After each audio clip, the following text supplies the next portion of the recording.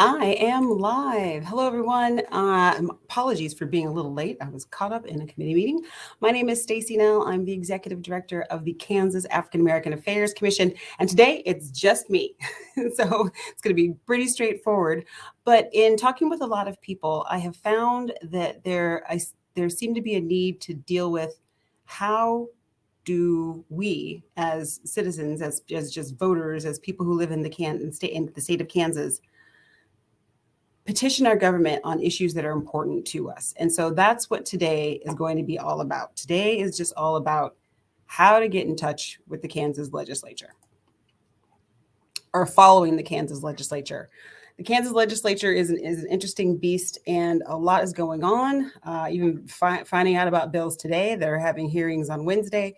It often moves very fast. And so even it's my job to pay attention, and sometimes it's very overwhelming. So hopefully this can be a little explainer for how to follow the Kansas legislature. So here we go. Following the Kansas legislature. So what we're going to talk about is the makeup of the legislature, how to find you, how to find your people, the people who represent you in the Kansas legislature, how to find a bill, how to watch the proceedings, because we can watch the proceedings, and how to make sure that your voice is heard on any given thing. To get started, I wanted to make this point. Politicians pay attention to the people who are paying attention to them. Okay? I really need that to sink in. So often in this role dealing with the African American population, I've heard time and time again, why should we pay attention to politics? Why should I care if they don't care about us? Here's the simple truth. If we as a people do not vote, if we as a people are not actively engaged, there is absolutely no reason for them to pay attention to anything that we say. That's just the cold, hard truth. I've had people on before with activist groups, and campaigns know who votes. Politicians, they all got elected, so they all ran a campaign at some point. They know who's paying attention. So if we don't pay attention to them, they will not pay attention to us. So just keep that in mind. All right, the Kansas legislature, there are two bodies in the Kansas legislature. There's the House and there's the Senate. The Senate has 40 senators. Right now, there's a supermajority of Republicans. There are 11 Democratic senators. The House of Representatives has a 125-member body. And I want to say it's either 39 or 41 Democrats and the rest are Republicans. So there's supermajorities in both House. But today, that's not necessarily what we're talking about, the makeup of the Kansas legislature. But how can you know who your representatives are? How can you get involved in making sure that you're paying attention to what's going on in the legislature? Okay, so here's how you find you. If you go to the Secretary of State's website, okay, which I will drop in the chat now, and put in your information, this is the Secretary of State's website, you will find yourself. If you have a very common name, you may have to click on which one is you, but Stacey Knoell, there's only one Stacey Knoell registered to vote in the state of Kansas, so it was easy for me to find myself. You put in your information, and you can look up yourself.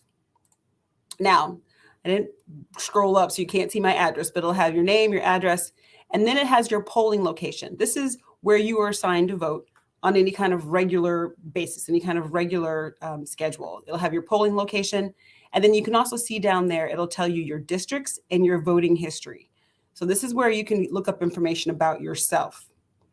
One of the things that you'll be able to see, like for example, is your voting history. This is my voting history, and I want to make a point about this voting history, which is that there is an election every year. Oftentimes, there's more than one election every year. So if you are thinking to yourself, "Oh, I'm a great voter. I vote in every presidential election," that means you are missing 3 years worth of elections in between presidential elections. On the even years, they're the ones that get a lot of attention, the presidential election, the legislature election. But on the odd year, there are a lot of elections that are just as important. That's where school boards are elected, city councils are elected. That's where a lot of the municipal level elections happen, are on odd years. So for example, it's now currently 2023. There will be an election this fall. So if you're thinking, I don't have to pay attention until 2024, you are wrong. Pay attention now. And then this is also, it's got a lot of good information because it'll show you your districts. So from here, you can see county commissioner districts, if you're what your House of Representatives is, your precinct, your school board member district, whatever you're in, your state board of education, what district you're in. You can see everything about all of your districts. So if once the yard signs start cropping up and you're like, what district am I in? So you can find that information out here at the Secretary of State's website. So now, how do we use this information in order to find your Kansas representative and Kansas senator? So back to that page that once you look yourself up, it says KAAAC representative, and I'm in Kansas Representative 108. That's the district number. And for the Kansas Senate, that red arrow, I am in Kansas Senate District 23. So you'll need to know those two pieces of information, which House representative number your district you're in. Let me get the sentence out. Which House district number you're in and which Senate district you are in. Once you have that piece of information, you just have to Google it. I just Googled Kansas House of Representatives District 108, Kansas State District 23. What we find for me, oh, you can go here. So if you go to Kansas Legislature, let me drop that in the chat. Kansas Legislature is also a great place to go to, and most of this information that's going to come out of the rest of this is going to come to the Kansas Legislature. So you can either Google the numbers that you find on that information, or if you go to the Kansas Legislature website, over here on the left-hand side, there's a drop down. It says find your legislator. You can put in the first name and last name, and it'll come up. What you will find with me is that I am represented by House District 108 is Brandon Woodard. He's a Democrat. My Senate district is 23. It's Rob Olson. He is a Republican. So on these pages, what you will see about your representatives or your senator, oops, I need to go previous slide. Here we go. What information that you will find will be what district it is. You can check what their party affiliation is. For example, Rob Olson is a Republican, but Brandon Woodard is a Democrat. Beneath their picture, there will be information about how to contact them, addresses, things of that nature. It will tell you what committees they're on and bills that they are sponsored. So all this information about any given elected official in the Kansas House or the Kansas Senate will be on this landing page on the legislative website. So there's a lot of information. You can see that Brandon's a ranking member on the higher education, and he's also a ranking minority member on elections. He's on other committees that meet throughout the day. That will also tell you, you can read right there. It says what day they meet and what time they meet and what room they meet in. So if you've ever wanted to pay attention to House appropriations, you can drop in every day at 9 a.m. in room 112 North. So all this information will be on this side. Again, Rob Olson, he's the chair of utilities. He's also the chair of the special committee on medical marijuana. So that was an interim committee that met over the summer. I watched a lot of those goings on. Again, this is the information of how to contact your legislatures there underneath their page. Underneath their picture. How to find a bill. So if we go back to this Kansas Legislature landing page, over on the left-hand side, it'll say find a bill. At that point, if you know a bill number, that's what you type in there. So if you happen to know a bill number, you put the bill number in, SB or HB for Senate bill or House bill, and then push lookup. And then it'll get to the next page. We'll have a lot of information. So for example, if I put in SB 11, first of all, I'll tell you the short title, expanding the duties of Secretary of Health and Environment when investigating maternal deaths to include promoting continuity of care and helping develop performance measures and more. If you were to click on bill versions, the document, you could read the bill in its entirety. And bill history, this is the part where it gets really important to pay attention to. Bill history. You can see that this bill was introduced on Monday, January 30th, and the next day it was referred to the Committee on Public Health and Welfare, but then nothing else has happened since January 31st. So this bill history will tell you where any bill is at any given time. Right now, this bill is currently sitting in Committee on Public Health and Welfare. You can also see over here to the right, you can see the sponsor. The current sponsor is sponsored by the Committee on Federal and State Affairs, And the senator who requested the introduction is Senator Faustido. So that could either be an individual person, an individual legislator, or it could be sponsored by an entire committee. So there's a lot of information on this landing page that also tells you what's going on with the bill. So this bill currently does not have a hearing, because if there, and I'll show you the next slide, what it looks like when a hearing is scheduled. This bill is currently stalled in committee, is what we'll say. But for example, if there's another bill, HB, House Bill 2056, you can see under its bill history that it was referred to the Committee on Elections, that it had a hearing on January 26th, and that on February 1st, the committee recommended the bill be passed as amended. So it is now currently out of committee and waiting to be heard on the House floor. So again, as things happen with bills, the bill history will be updated frequently and soon. So you can always just have one way to track a bill. Of course, to track a bill, you have to know the bill number. So that's an important piece of information, is to know your bill number. Okay. How to watch the proceedings. Now, this is something that is it existed before, but I think COVID really pushed the point and they have seriously upped their game. The Kansas Legislature has a YouTube channel. And on their YouTube channel, again, I will drop the link to the Kansas Legislature's YouTube channel into the chat. On the YouTube channel, it is possible to watch everything that's going on. These hearings are open to the public, but it's quite understandable that not everyone around the state would be able to necessarily make it to Topeka at 8:30 on a random Thursday in order to watch a hearing. So this YouTube channel is a wonderful way to have access for people to be able to watch and pay attention to what's going on with the legislature. I am right across the street from the legislature, but I often will stay in my office, and that way I can watch, I can take notes. Quite frankly, since it's YouTube, even if it's a live stream, I can pause it and like take notes, back it up. Like, what did they say? Did they really say what I thought they said? So it's watching on YouTube is actually a wonderful way to be able to track what's going on in the legislature. This is what the landing page looks like. But for example, it'll say the upcoming live stream. So the day that I took the screen grab, these were the live streams that were coming up. But then you can see there's an entire channel for what's gone on with session in 2023, according to committee. So if you heard, oh, well, there was a hearing 3 days ago in Fed and State, and I missed it, you can go back and watch these hearings. So I really like this feature to be able to watch what's going on, or I can watch a hearing. If I've submitted testimony, I can see what has happened, pay attention to the moving parts.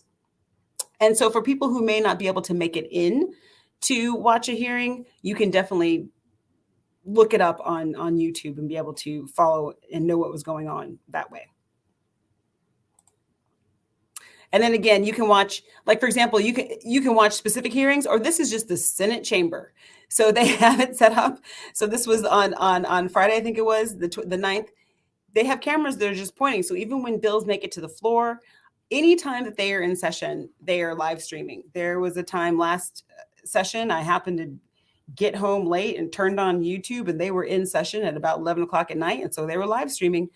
So this is a wonderful opportunity to have transparency, to be able to watch what your elected officials are doing. If Brandon's on the floor, or if I want to pay attention to what Rob Olson's doing in committee, I can follow what they're doing. Because remember, on that first page, it says what committees they're in. So I can look up the committee and find out what they're doing.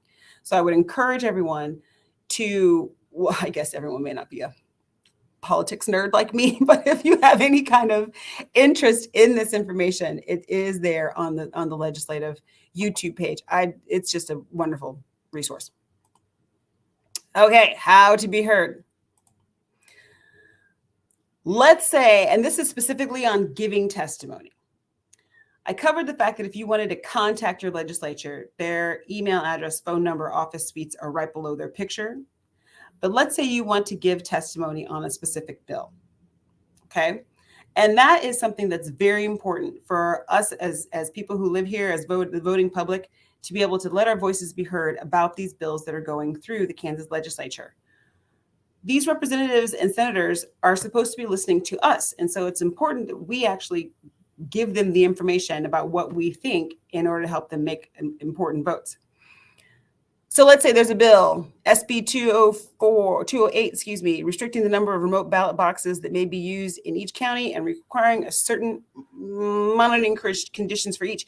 You can see with the arrow that this is in Committee on Fed and State, and they actually have a hearing scheduled for the 16th. So what's that, Thursday?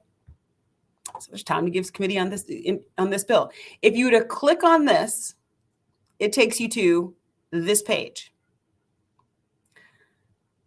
If one is to give testimony, and this is kind of the tricky part, seemingly every committee might have its own set of rules about how to give testimony. Perhaps it would make sense if everyone could agree on the set of rules of, is there a cover page? When does it have to be in? What does it have to look like? Unfortunately, they don't. So under committee documents, if you click on committee documents, conferee rules. Again, each committee may look a little different. So depending on, every time I submit testimony, I do this. This is the process that I go through. I go to the committee, I go to the documents to find if there's rules on testimony, if there's conferee rules, anything like that. Click on conferee rules. It will take you to the conferee rules. At the top, every committee has a committee assistant. For this one, it's Sheila Woodke. Hope I'm saying that name right. And I will tell you, every interaction that I have ever had with any committee assistant has been very responsive and very helpful. So if you ever have a question about how to submit testimony or what to do or when testimony is due in, I have always had very good interactions with committee assistants. Shoot a quick email. Does this need to have cover letter? When is it due? So use these people as a resource. So like if I go back, committee assistant, this is the person where you would send the testimony to. Oftentimes at the bottom, it'll tell you, well, this one for this committee, there's no cover sheet required, but this is the format where it says you put the date, the bill number, if you're a proponent, opponent, or neutral, your name, if you're coming from an organization, and then to start it, Chairman Thompson and members of the committee, and then boom, you put the testimony in there and closing. This is important. It says testimony is public record and will be published in the Kansas Legislature website, as well as archived on a hard copy in the committee book. So know that anything that you send to them, you're putting it out into the ether and it will not go away. So don't put any personal information like your address or phone number, anything that you don't want to be made public, because you are now, when you're providing testimony, you're now entering into the public record. So check the conferee rules to know any kind of formality in terms of heading. A lot of times it's just so because they'll hear more than one bill in a day. And so just knowing which bill the testimony is going for. And then straight to the point. So when providing testimony, so here's some things. I also get this question quite a bit, or I've talked through this with a lot of people. When providing testimony, remember to tell your story. The thing I have found that will change people's minds the most is when legislators understand that there are people that are impacted by pieces of legislation. So tell your story. If you have a personal story to tell in relation to whatever the piece of information is, or whatever the bill is dealing with, tell your story. If you're going to use data, back it up. Cite some sources. What is it? They said that 27% of all statistics are made up on the spot. So don't use data unless you actually have some sources to back it up. Here's one thing that I want to really impress upon people if you're new to getting involved with the legislature. Testimony does not have to be long. Sometimes I think people are overwhelmed by the idea of petitioning the legislature or writing testimony. You can think of it as an email. If you were to send an email to me saying, this is why I support this bill, this is why I don't support this bill, this is why I'm neutral on this bill, same thing. It's just an email. It doesn't have to be a 15-minute PowerPoint presentation with 85 sources. It could be just an email telling your story. And it can be submitted writtenly. It can be submitted in written form. It doesn't have to be presented orally. If you choose to submit it orally, and that would mean that you would either, and there's the options of how to do this as well, either showing up in person to give the testimony, or they do have an availability to provide testimony through WebEx, which is kind of like Zoom, but they use their own software. They would like for us not to merely read the written testimony, because they will be provided with a copy of a written testimony. So they prefer that we don't just stand there and read our written testimony. So that's an opportunity to tell your story. That's an opportunity to share your why. Why has this moved me enough to provide testimony? Consider the tone. You want to be persuasive, but not argumentative. It doesn't do any good to go up there and pick fights. Quite frankly, it doesn't do any good. So you want to be persuasive, but not argumentative. And I would say get to the point and stick to the point. So those would be a couple things I would say about providing testimony. Final thoughts. So it is a representative democracy, and our democracy, it depends on everyone being involved. It really does depend on everyone being involved. Politicians pay attention to the people who pay attention to them. So if you think you have something to say, I would say definitely say it. I had an exchange with a person just this morning, and they were like, well, I feel like this is covered. Maybe I don't have to provide testimony. I'm like, oh, no. Every voice is important. Every voice. It does not have to be long. It could be 3 paragraphs. It could be 2 paragraphs. Quite frankly, I know my representative, and I know what he has thought about some things, but I will email him things even if I agree with him. If you agree with your representative, email them and let them know, because it lets them know that people are paying attention. So that's pretty much the upshot. Politicians pay attention to the people who are paying attention. So you need to be one of those people who pays attention. Hopefully this will have helped you walk through the basics of how to find who your representatives are and your senator, how to track a bill, and how to pay attention to the Kansas Legislature. All right, the way to get started is to quit talking about it and begin. Go do it. Contact somebody. Lastly, in the last couple minutes I have left, I do want to do my little commercial for the Black Legislative Day at the Capitol. It's tomorrow. Yay, it's finally here. It's tomorrow from 10 a.m. to 3 p.m. And it's open to the public. At this point, I think we're pretty much maxed out on tickets to be sold, but it is definitely open to the public. So if you are in Topeka, by all means, do come by.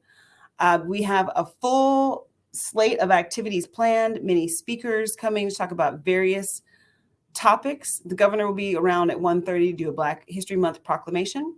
We'll have a small remembrance for Representative Gail Finney, who passed away unexpectedly last year.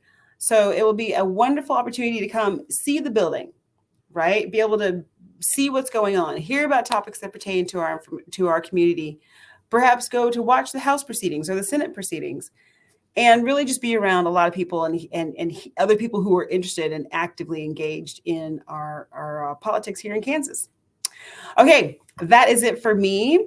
I know it wasn't super fancy, and there was a lot of information I threw at you at one time, but you can go back and watch this again and take notes. It is so important. I say it all the time. So many of our ancestors fought, bled, and died to make sure that I had a voice in the way that our government runs. And so I'm going to use that voice. And I would encourage you as well to use your voice and petition your government and make sure they pay attention to you. Okay, that's it for me. I will see you next Monday for our next legislative lunch and learn. Bye.